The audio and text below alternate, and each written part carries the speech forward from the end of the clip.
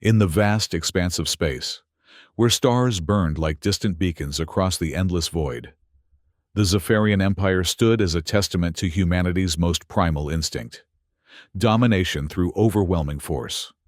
The Empire, spanning 17 core systems and 38 colonial outposts, had built its reputation on a simple philosophy: maximum violence was the solution to every problem. Their military doctrine was as straightforward as it was brutal. When faced with resistance, escalate until submission was achieved. This approach had served them well for over 3 centuries, crushing rebellions before they could gain momentum and securing resources with ruthless efficiency. On the command deck of the Imperial Dreadnought, inevitable conquest. General Craigs Valthorn stood with his hands clasped behind his back, staring at the holographic display of Kepler 442b. The blue-green planet rotated slowly, its dense forest canopies covering nearly 80% of the landmass. His square jaw tightened as he focused on a small red dot blinking stubbornly in the northern hemisphere.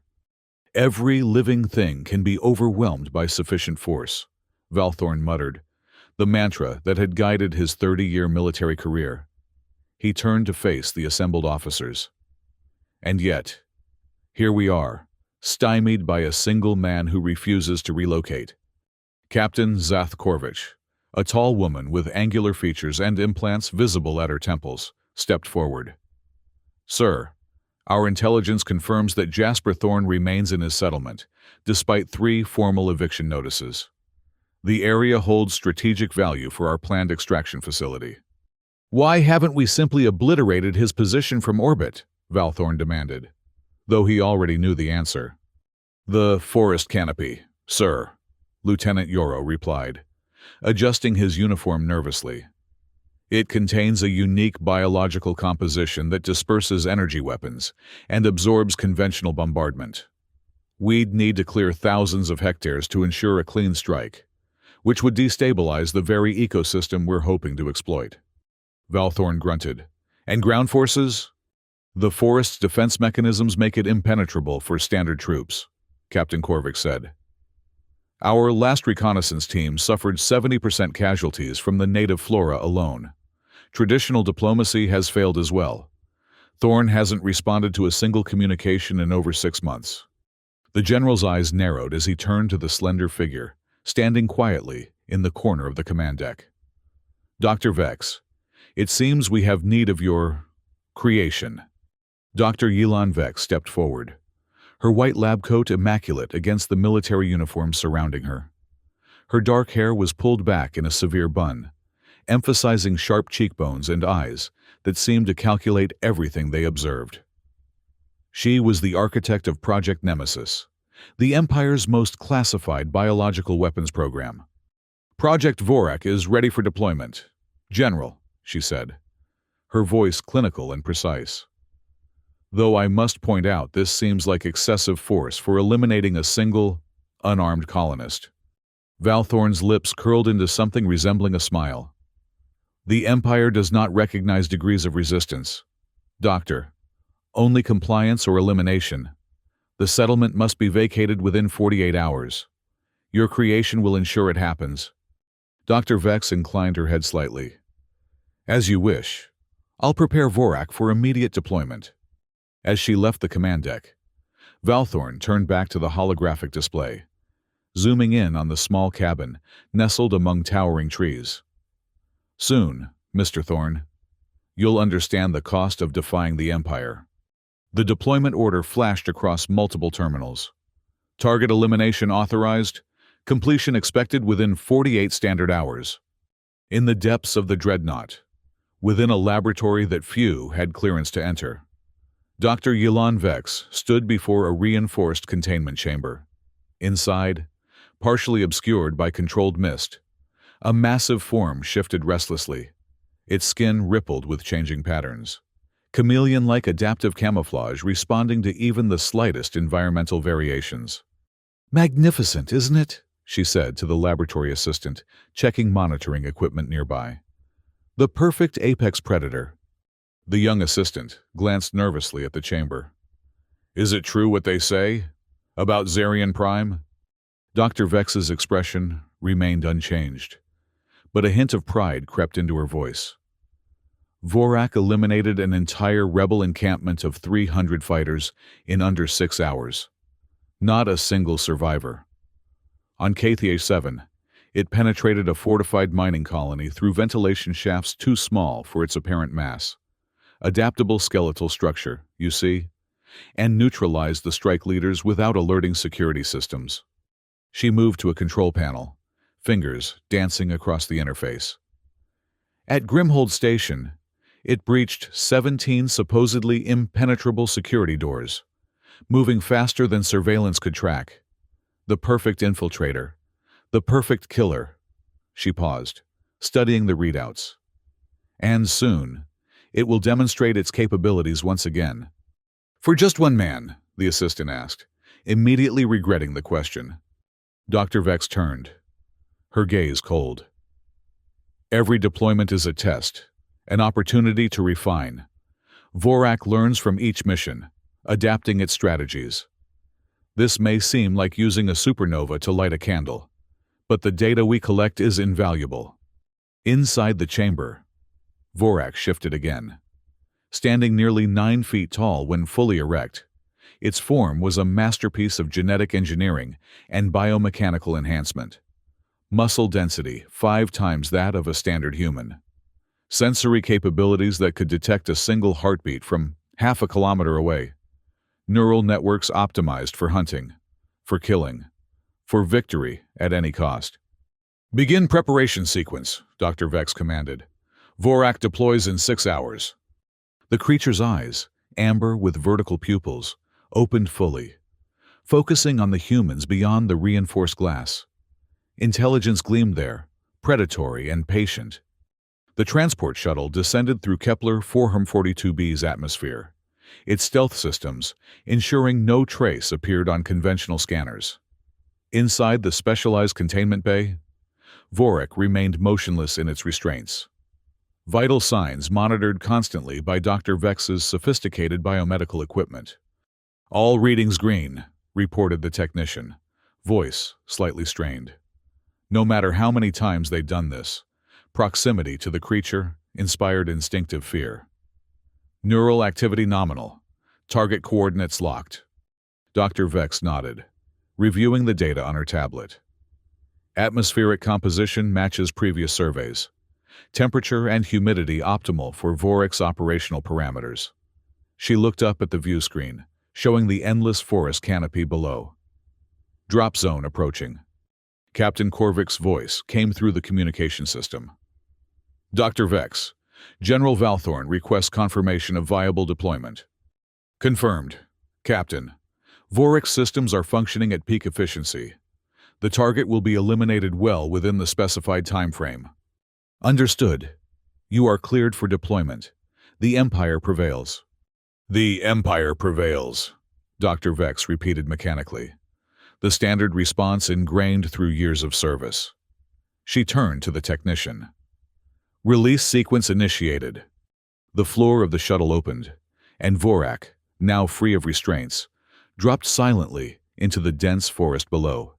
Its skin instantly adapted, shifting to match the dappled greens and browns of the canopy. As it fell, its body contorted, limbs extending to catch branches, slowing its descent until it landed without a sound on the forest floor.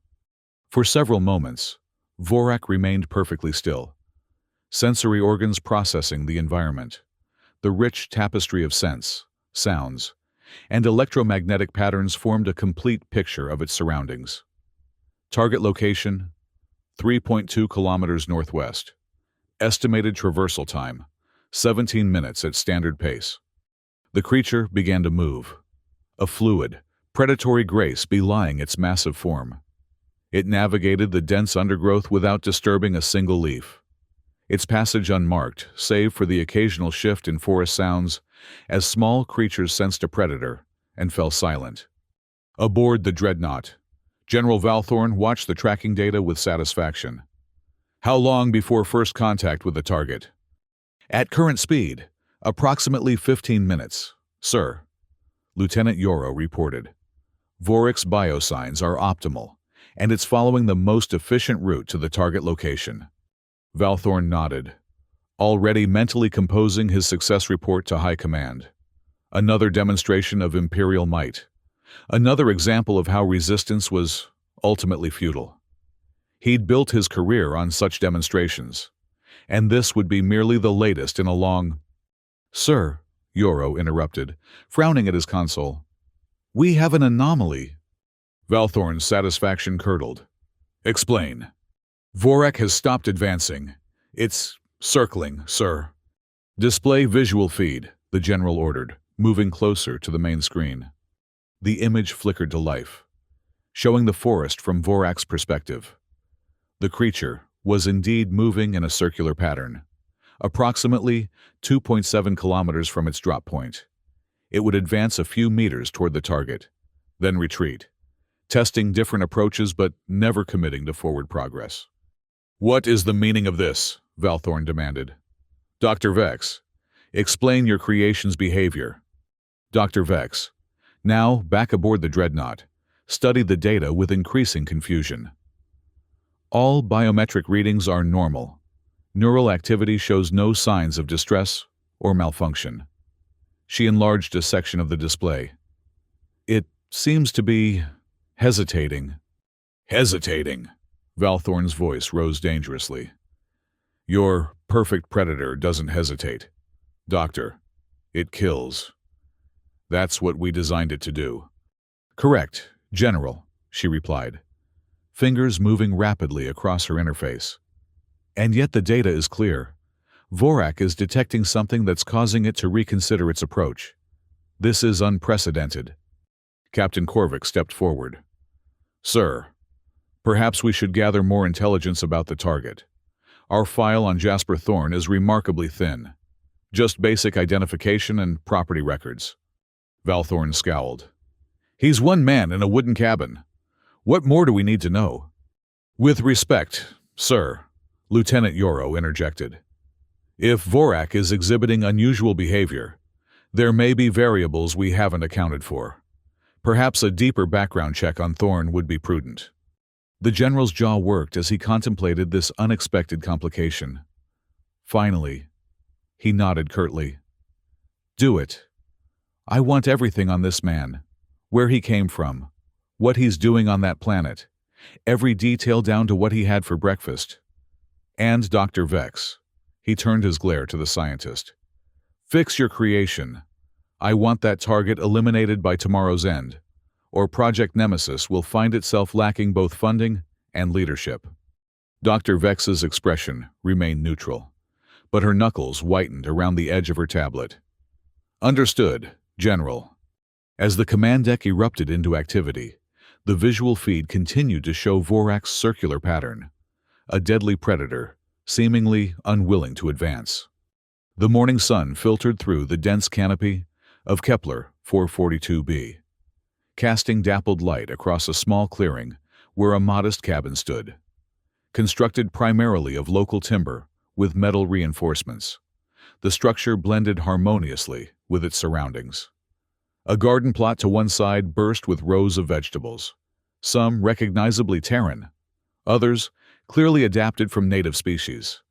Jasper Thorne emerged from the cabin, stretching as he surveyed his domain. At 42, he retained the lean musculature of a man accustomed to physical labor. His brown hair was streaked with gray at the temples, and fine lines radiated from the corners of his eyes, evidence of years spent squinting against alien suns. He moved with deliberate economy, each motion purposeful and precise, kneeling beside his garden. Thorne gently examined the leaves of a plant resembling earth tomatoes, but with a purplish hue. He nodded in satisfaction, then proceeded to harvest several ripe specimens, placing them carefully in a woven basket. "Should be enough for the traders," he murmured to himself. The monthly caravan of nomadic merchants would pass through the region in 2 days, and his vegetables were always in high demand, one of the few reliable sources of produce in this sector. After completing his harvest, Thorne moved to a small workshop adjacent to the cabin.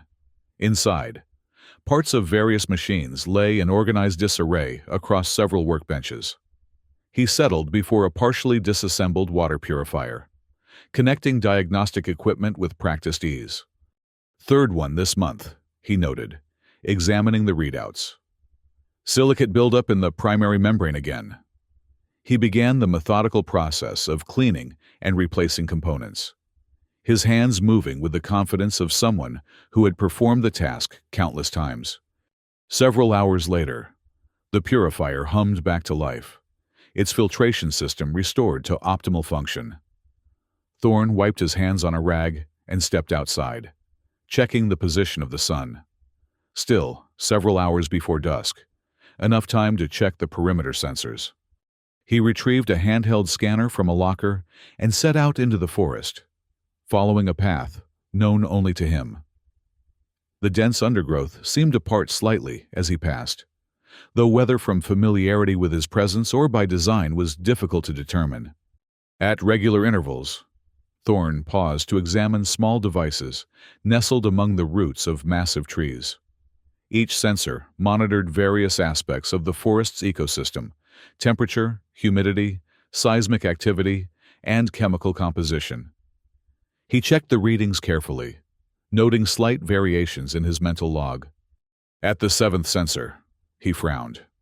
The chemical analyzer showed elevated levels of a compound not normally present in this sector. He adjusted the device, confirming the reading wasn't an error. "That's odd," he muttered, studying the directional indicators. The chemical trace originated from the southeast, approximately 3 kilometers away. Recent, too, within the last hour. Thorne stood, his casual demeanor subtly shifting. His eyes, previously relaxed, now scanned the forest with heightened awareness. His breathing slowed, became more controlled. He reached into his pocket and activated a small device that emitted a soft, pulsing tone. "Let's see what we're dealing with," he said quietly, setting off in the direction of the anomalous reading. Thorne moved through the forest with surprising speed, his familiarity with the terrain evident in each confident step. As he approached the source of the chemical signature, he slowed, movements becoming more deliberate. He paused frequently, listening to the forest sounds, or rather, the absence of them. The usual cacophony of avian and insect life had diminished, creating pockets of unnatural silence. Something had disturbed the ecosystem's rhythm, something the native species recognized as a threat. Cresting a small rise, Thorne found himself at the edge of a meadow, a rare break in the otherwise continuous canopy. He dropped to a crouch, partially concealed by a massive fern-like plant, and surveyed the open space. In the center of the meadow, a massive figure moved in a strange, circular pattern. Even from this distance, Thorne could see it was unlike any creature native to Kepler 442b. Its form shifted constantly, skin adapting to match the surrounding vegetation with uncanny precision. It moved with predatory grace, muscles rippling beneath its chameleon-like exterior. Thorne's expression remained neutral, but his eyes narrowed slightly. He watched as the creature approached the meadow's edge nearest his position, only to stop abruptly and retreat, trying a different angle with the same result. "Interesting," he whispered, observing the pattern repeat several times. "You want to come this way, but something's stopping you." He remained motionless, studying the creature's behavior for nearly 30 minutes. Finally, making his decision, Thorne stood and stepped deliberately into the clearing. The creature, Vorak, instantly detected the movement. Its massive head swiveled, amber eyes locking onto Thorne with laser precision. Its skin rippled, adapting to the meadow's colors, even as it dropped into a predatory crouch. Thorne made no attempt to hide or flee. He walked forward with measured steps until he stood approximately 30 meters from the creature. Then he stopped, hands relaxed at his sides, expression calm despite facing what was clearly an engineered killing machine. Vorak's sensory systems worked at maximum capacity, analyzing the human before it. Target identified. Jasper Thorne, male. Approximately 40-45 standard years. No visible weapons. Heart rate elevated, but within normal parameters for the situation. No signs of extreme fear or panic. Unusual. More unusual was the conflict suddenly arising in Vorak's neural network. Primary directive: eliminate target. Simple. Direct. Yet its advanced biological systems were detecting something that triggered a counteracting impulse: self-preservation.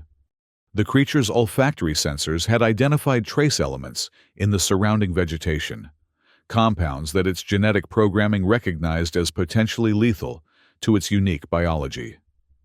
These same compounds emanated from the human, not from his body directly, but clinging to him like an invisible cloud. Microscopic particles embedded in his clothing, his skin, his hair, particles that spoke of expertise with chemical agents that could dismantle Vorak's carefully engineered systems at the molecular level. For the first time in its existence, Vorak experienced something akin to uncertainty. Its advanced neural network calculated possibilities, probabilities, outcomes. The target appeared physically vulnerable, yet the chemical signatures suggested otherwise. Attack protocols activated, then stalled as self-preservation algorithms intervened. Aboard the dreadnought, alarms sounded as Vorak's biometrics spiked erratically. "What's happening?" General Valthorn demanded, watching the visual feed with mounting fury. "Why isn't it attacking?" Dr. Vex's fingers flew across her interface, analyzing the incoming data. Vorak has made visual contact with the target, but its neural patterns are conflicted. It's detecting something that it perceives as a threat to itself.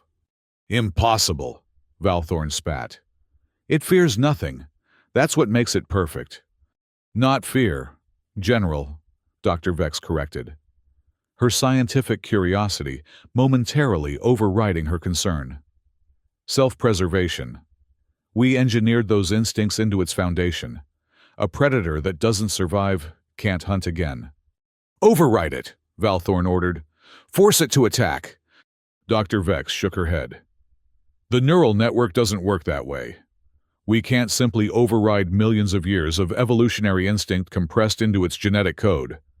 On the meadow, Thorne and Vorak remained locked in their silent confrontation. Neither moved, yet the air between them seemed charged with potential energy.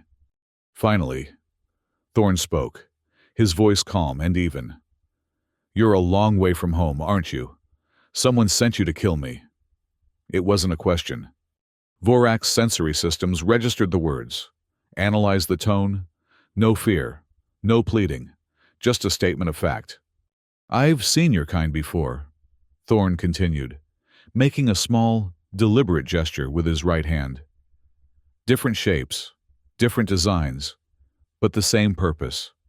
Always the same purpose." The creature's muscles tensed, readying for attack, then relaxed as chemical sensors again registered warning signals. "You're smarter than most," Thorne observed. "You can sense it, can't you? The forest doesn't want you here. I don't want you here." He took a single step forward. "But I'm guessing retreat isn't in your programming." On the dreadnought, Lieutenant Yoro burst onto the command deck, tablet in hand. "Sir, intelligence report on Jasper Thorne. You need to see this immediately." Valthorn snatched the device, scanning the information with growing disbelief. "This can't be correct. Verify these records." "Already verified, sir," Yoro confirmed. "Triple authentication." The general looked up at the visual feed, seeing Thorne in an entirely new light. "He's not a simple colonist." "No, sir," Captain Korvik agreed, reading over his shoulder. "According to these records, 15 years ago, Jasper Thorne was an imperial problem solver, special operations, chemical and biological countermeasures division. He designed weapons," Valthorn said, voice barely above a whisper. "He neutralized them." "Sir," Korvik corrected. When conventional forces couldn't handle biological or chemical threats, they sent Thorn. His success rate was unprecedented. Dr. Vex had joined them, her face pale, as she scanned the intelligence report. The chemical signatures Vorak is detecting, they're defense mechanisms, residual compounds from his previous work. She looked up at the feed. He's turned the entire forest into a warning system against precisely the kind of threat Vorak represents. In the meadow, Thorn took another step forward. Vorak's skin rippled, camouflage systems struggling to keep pace with its internal conflict. "You have two choices," Thorn said, voice still calm. "You can attack me and die. The compounds in this forest will break down your cellular structure within hours. Agonizing, I imagine." He paused, letting the words sink in. "Or you can leave. Return to whoever sent you and deliver a message. This forest is under my protection.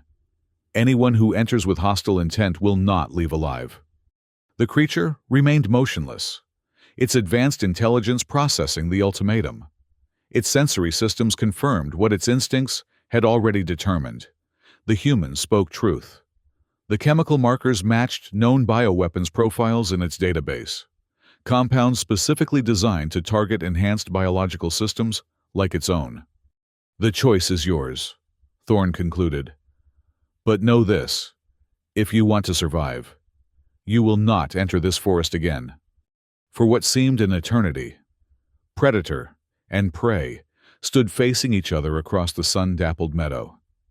Then, with deliberate slowness, Vorak straightened from its crouch. Its amber eyes remained fixed on Thorn for several heartbeats.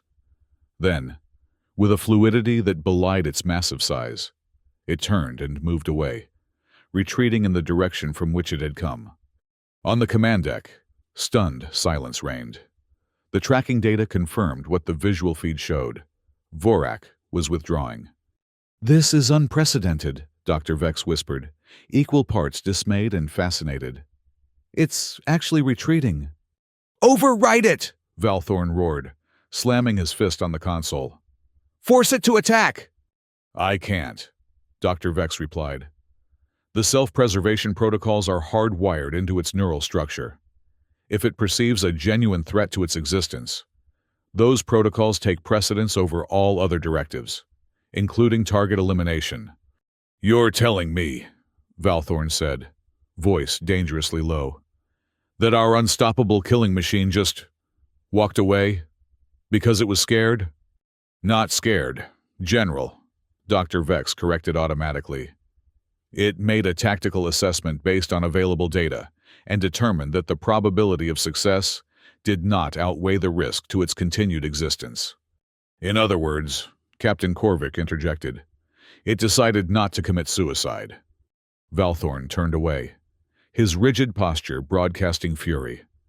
"Prepare a full report. I want to know exactly what happened down there, and I want to know what we're going to do about it."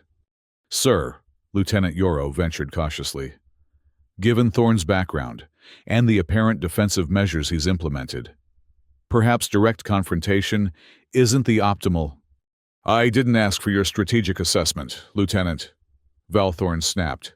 "Dismissed, all of you." As the officers filed out, Dr. Vex lingered, studying the retreating form of her creation on the display. For the first time in the project's history, Vorak had failed to eliminate its target. Yet, instead of disappointment, she felt a strange, unexpected respect, not for the creature, but for the man who had outthought it. In the forest, Thorn watched until Vorak disappeared among the trees. Only then did he allow his shoulders to relax slightly. He turned and made his way back toward his cabin, pausing occasionally to check the chemical sensors embedded throughout the forest. The readings confirmed what he already knew. The defensive measures he'd implemented years ago remained effective. Upon reaching his workshop, Thorn retrieved a small, weathered notebook from a hidden compartment beneath a floorboard. He made several notations, diagrams, and calculations, then returned the book to its hiding place. Next, He adjusted the perimeter sensors, expanding their detection range and sensitivity. "They'll try again," he murmured to himself. "Different approach, different weapon. They always do." He returned to his garden, kneeling among the vegetable rows as if nothing had happened.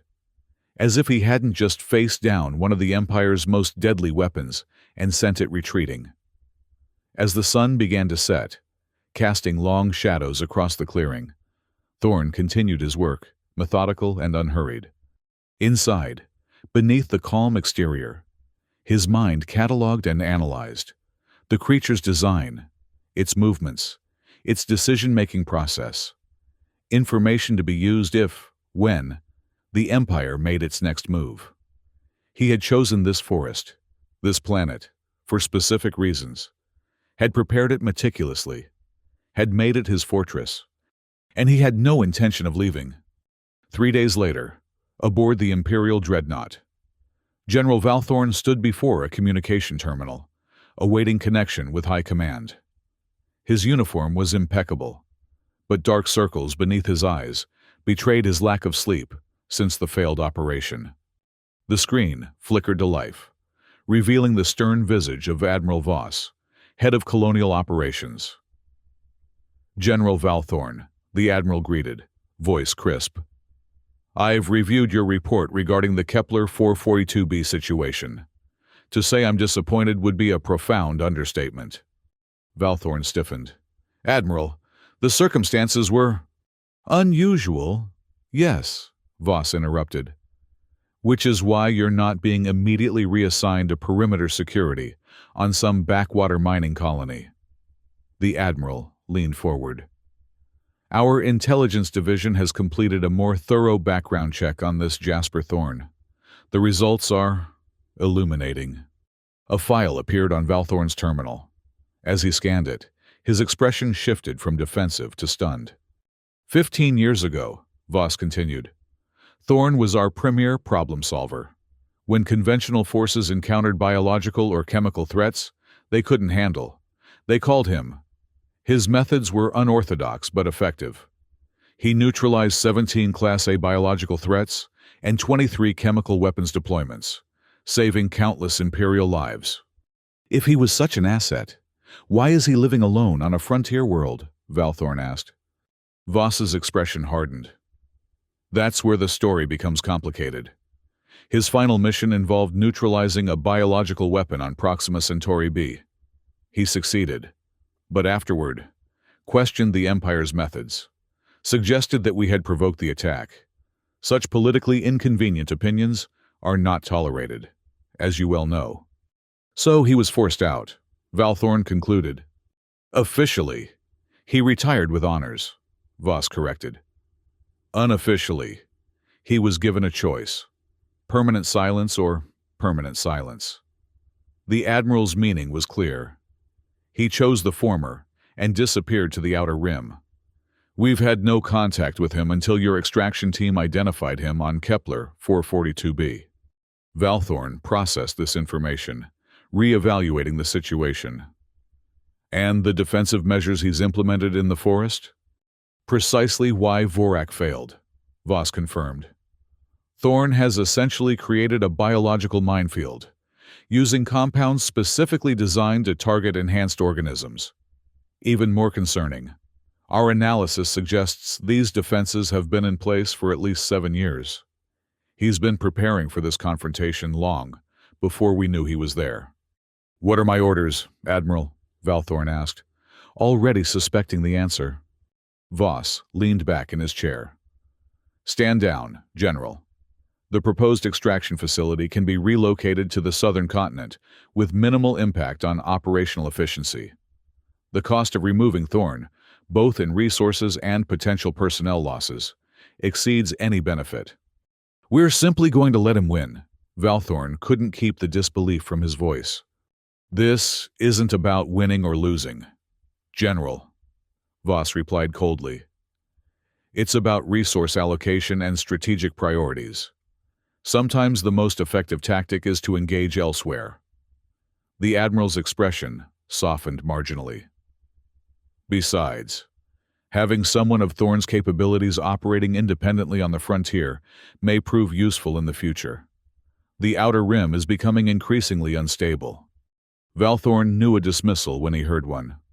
Understood, Admiral. I'll issue the necessary orders. One more thing, General, Voss added. Project Nemesis is being reassigned. Dr. Vex and her team will report to Central Research effective immediately.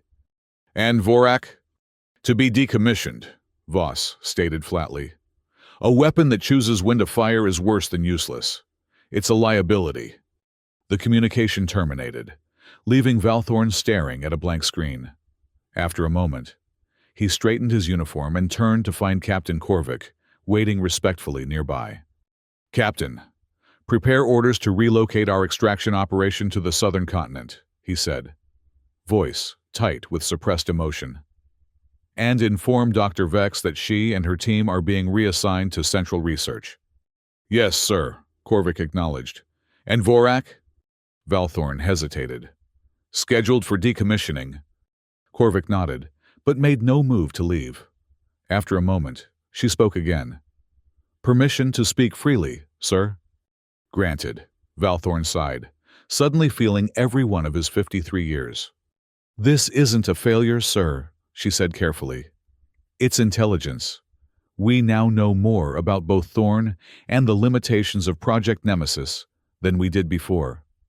That knowledge has value. Valthorn considered her words, then nodded slowly.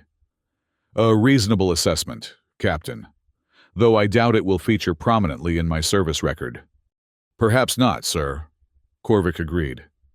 But the best commanders learn from every engagement, regardless of outcome.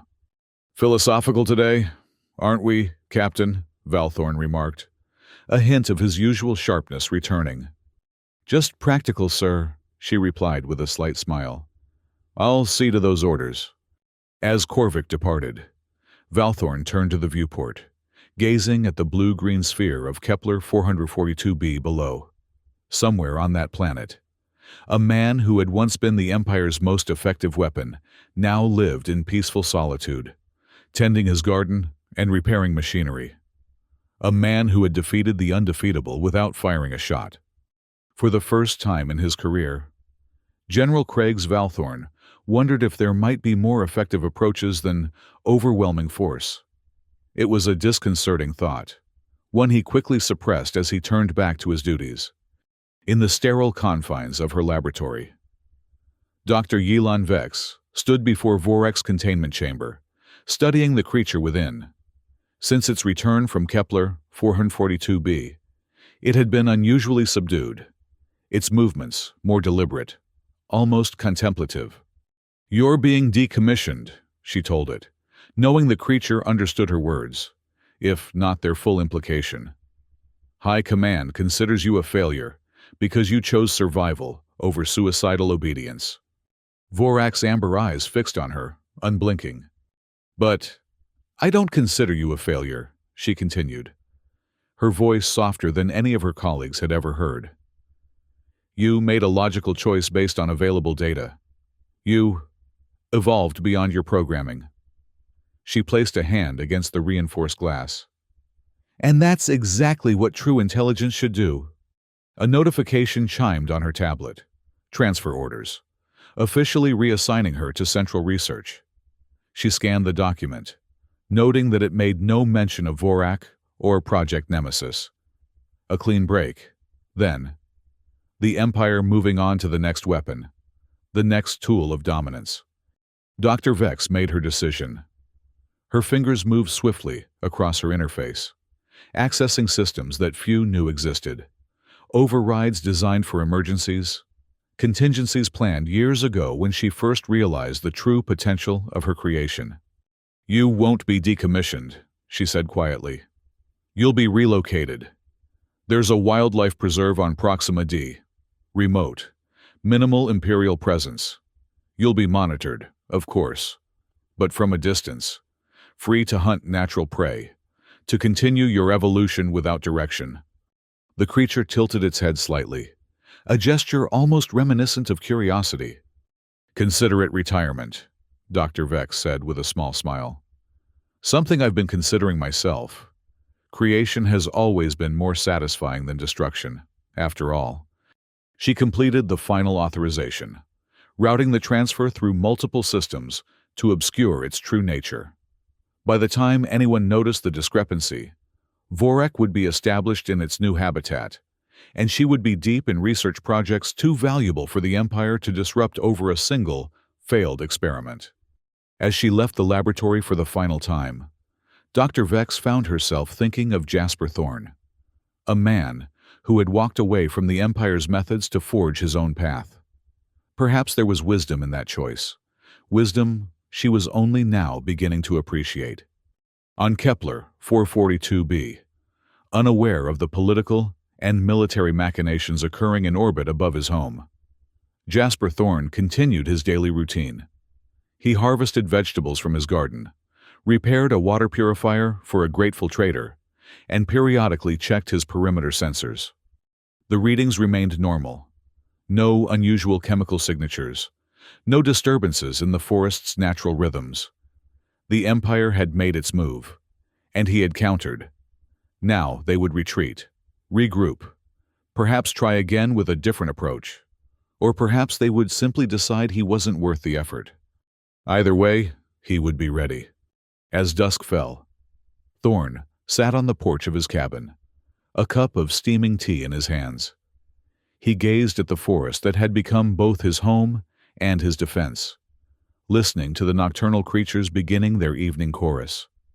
In the distance, a flock of native birds with luminescent plumage took flight, their wing beats creating patterns of light against the darkening sky.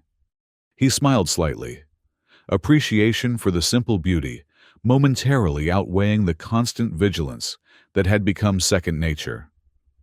This was why he had chosen this life, this place, not just to escape the Empire's reach, but to find something worth protecting. Tomorrow would bring new challenges. The traders would arrive, bringing news from distant worlds and parts for his various projects.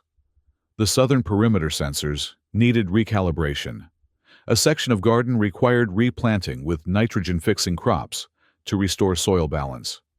Simple tasks, meaningful work, a life built on creation rather than destruction.